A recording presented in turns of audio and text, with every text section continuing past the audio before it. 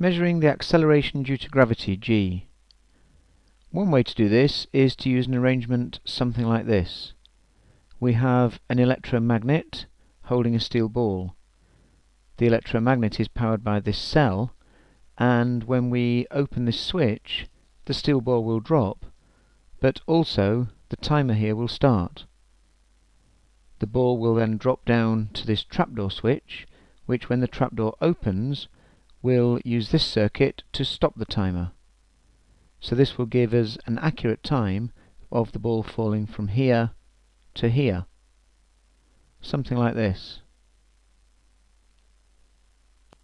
If we measure the distance s here from the bottom of the ball to the top of the trapdoor, we've got the distance travelled by the ball and the time taken.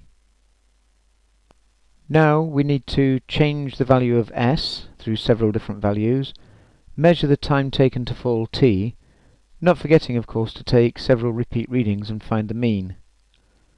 From the equation s equals ut plus a half at squared, the acceleration a here is that due to gravity, little g, and the initial velocity u is 0. And so we can write this as s equals a half gt squared. If we compare this with the equation y equals mx for the graph of a straight line through the origin, we can see that for y we can plot our displacement or height dropped s.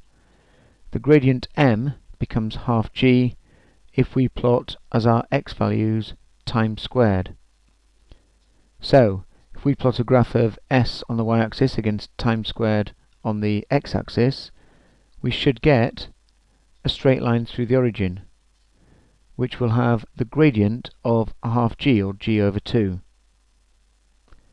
Therefore, to find g, all we have to do is get 2 times the gradient of this graph.